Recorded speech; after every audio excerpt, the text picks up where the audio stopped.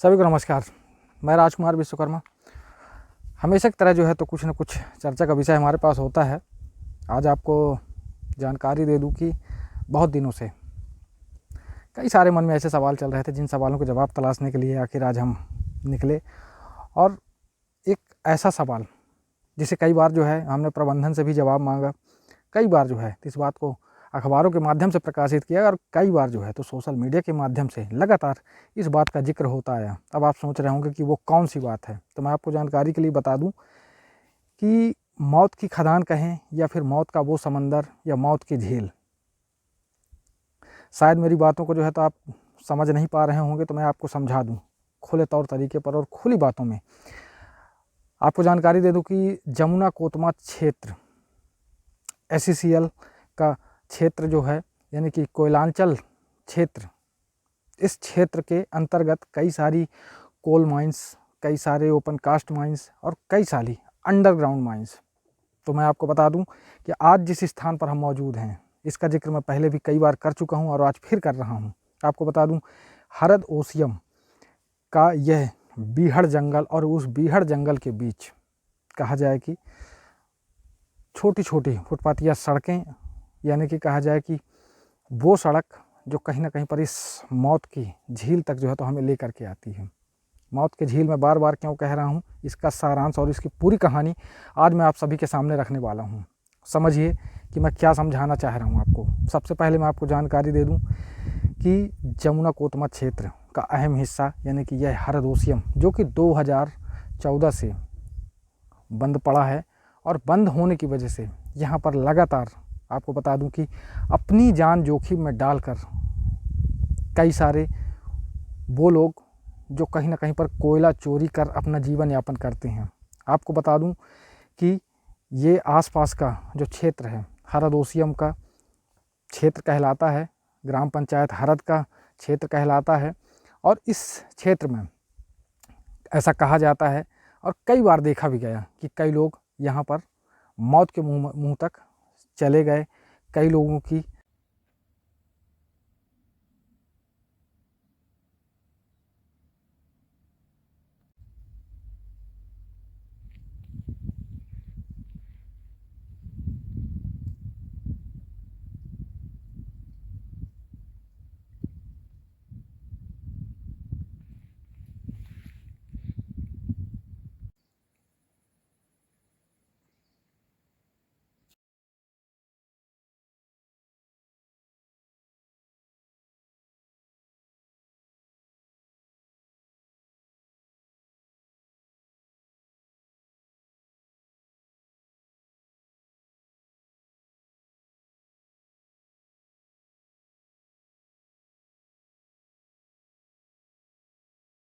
गए कहाँ। आपको बता दूं कि विगत 2014 से जो समय लगातार चल रहा है, यहाँ पर कई ऐसी मौतें हो चुकी हैं जो कि बड़ी ही रहस्यमयी होती हैं। रहस्यमयी से मतलब है, आपको बताऊं कि यहाँ पर जब आप आते हैं तो आप देखते हैं कि लोगों ने छोटी छोटी सुरंगें बना रखी हैं। कई सारे कोयला चोर तो ऐसे जिन्होंने लंबी लाइन लगा रखी है और दीवारों के अंदर से फोड़ फोड़ करके उन्होंने एक लंबी चौड़ी सुरंग बना रखी है।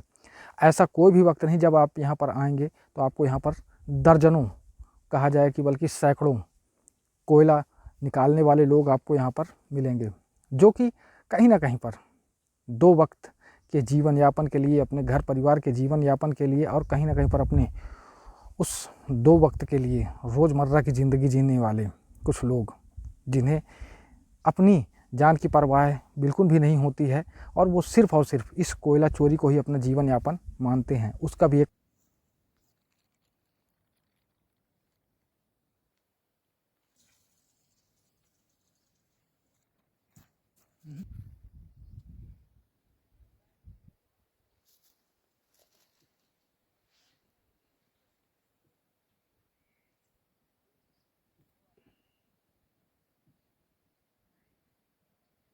क्षेत्र में देखा जाए तो धीरे धीरे करके रोज़गार की स्थितियां अब ख़त्म की ओर हैं, क्योंकि जब तक माइंसें चल रही थी तब तक ठीक था। और जैसे जैसे स्थितियाँ वो बनने लगी कि हमारे इस जमुना कोतमा क्षेत्र की कई सारी ऐसी ओपन कास्ट माइंस की बात करें या फिर कई सारी अंडरग्राउंड माइंस की बात करें जो कि आज विगत कई वर्षों से यहाँ पर बंद पड़ी हैं। तो वैसे ही एक कहानी है हरद ओसियम की।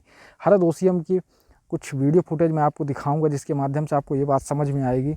और जब कभी आप इस क्षेत्र में आते हैं तो कहने को और देखने को तो यह एक पिकनिक स्पॉट जैसा दिखता है, लेकिन हम इसे मौत की झील या फिर मौत का समंदर इसलिए कह रहे हैं क्योंकि आसपास ये जो क्षेत्र है यहाँ पर कोयले की जो परत है वो पाई जाती है। कोयले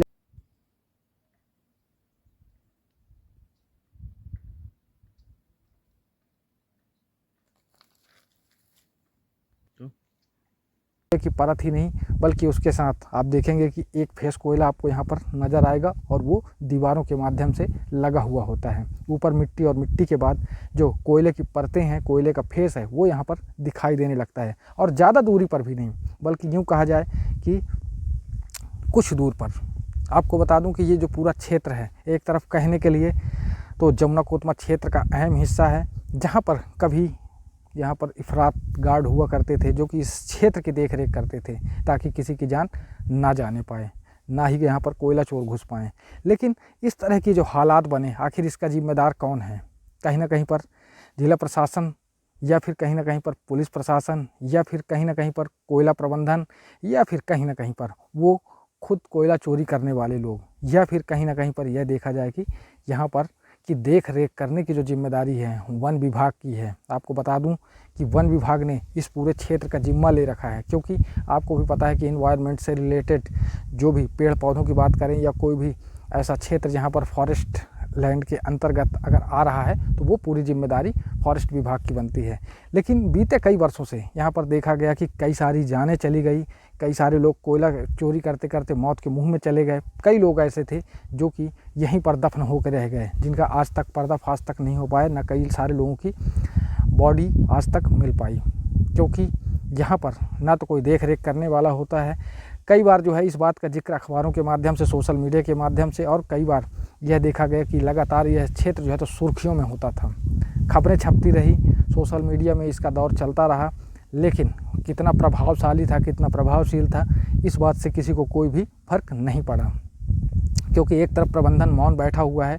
आपको बता दूं कि बीते कुछ वर्षों पहले यानी कि आज से 4 या 5 साल पहले एक स्थिति बनी जब इसी हरद ओसियम को लेकर के एक शिलान्यास किया गया कि इस खदान को जो है तो फिर से चालू किया जाएगा ताकि लोगों को रोज़गार मिल सके। लेकिन कहीं ना कहीं पर फाइलें सिर्फ घूमती रही। दूसरा सिस्टम यह कहता है कि आपको भी पता होगा कि अगर कहीं भी खदानें होती हैं तो जब उन्हें बंद किया जाता है, यानी कि जब उन्हें माइंस क्लोजिंग प्रपोजल लगाया जाता है तो उस खदान का समतलीकरण कर दिया जाता है। लेकिन बीते वर्ष 2014 से लेकर के आज 2023 चल रहा है और लगातार यहाँ पर कोयले की चोरी भी हो रही है और कहीं ना कहीं पर लोग अपनी जान जोखिम में डालकर, मैंने कहा ना आपसे दर्जनों नहीं बल्कि सैकड़ों ऐसे लोग जो कहीं ना कहीं पर 2 बोरी 4 बोरी कोयले के लिए और रोज़मर्रा की ज़िंदगी जीने के लिए 1500 के लिए अपनी जान को जोखिम में डाल रहे हैं।